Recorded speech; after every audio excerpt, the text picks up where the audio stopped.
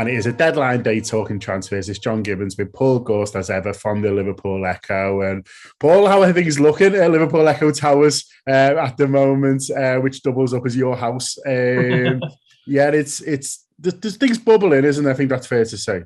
Yeah, well, Echo Towers is actually the rest of the team are in there today, and I've had to take the decision to stay at home. But yeah, loads going on now, even though I'm still in the house.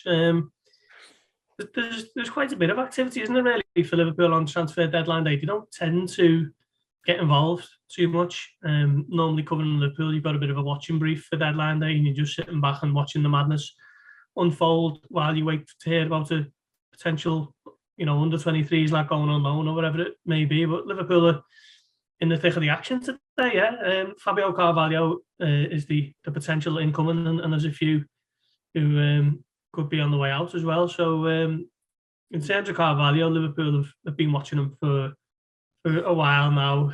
Them and several others. England youth international, 19-year-old who can play in a number of positions. He's already played 4 times in the Premier League, and he's been a big part of the Fulham team this season, who are obviously riding high in the Championship and have scored something ridiculous, like 22 goals in the last 4 games. He scored on Saturday in a 3-2 win in Stoke, well, the week before, possibly. And Liverpool made the move. They put in a $5 million offer, and I've got the feeling yesterday that they were really keen to avoid any sort of tribunal, because they've had that before with Fulham, in particular for Harvey Elliott in 2019. It all gets a bit messy and a bit unnecessary. So Liverpool pretty much offered $5 million as a deposit, if you like, to say, well, we can have him in the summer of $5 million. You can keep him for the rest of the season. He can help you get promoted, and then he can come to us in the summer. That was the most recent development. So we'll wait to see what happens with that. Still quite a bit of time left to go in the window, really, because we know these things develop at a lightning kind of pace, don't they, in the last day of the window. So we'll see. But yeah, after getting Luis Diaz over the line, the big one, this would very much be the cherry on top of the cake, and we'll wait and see.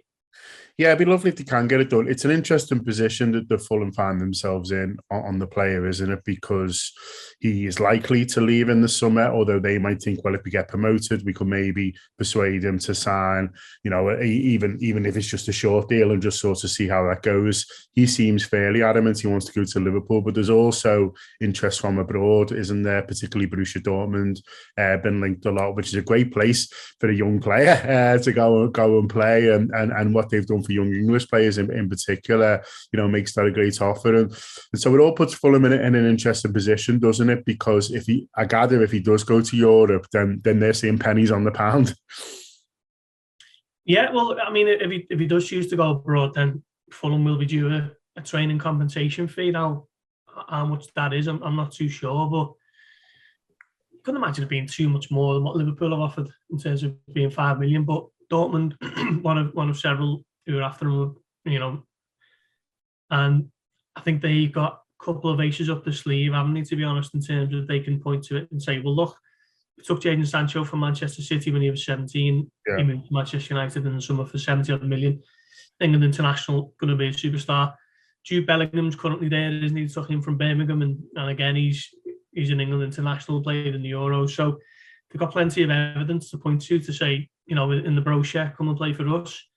But Liverpool have got something similar in terms of Harvey Elliott.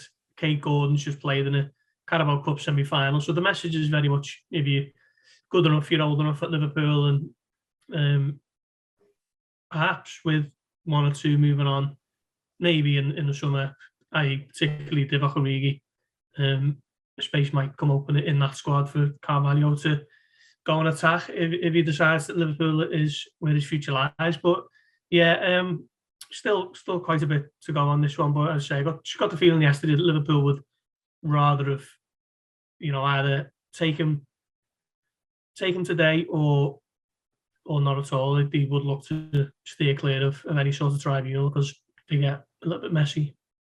Yeah, there's an interesting sort of subplot as well in the idea of Fulham still being a bit ticked off, if you like, over the Harvey Elliott stuff, and that makes them, less likely. Do you think there's maybe a little bit in that, or do you think, we're talking millions of pounds here? Do you think sort of everyone, is viewing it more or less as a business transaction? I mean, it might be a case they just want to make Liverpool sweat a little bit after sort of what went on. I don't know what you've made of that story. Yeah, I'm not too sure really. I can't speak too much for the Fulham end of things, but there is. All right, the Reds, thanks very much for getting stuck into that little snippet there of Anfield Wrap content. If you want the rest of that show and much more besides, click the link below, subscribe to the Anfield Wrap Premium, and for that you will get reviews, previews, exclusive interviews, post-match content, the full it. Get involved, follow us, follow them from the heart of Liverpool. Up the Reds.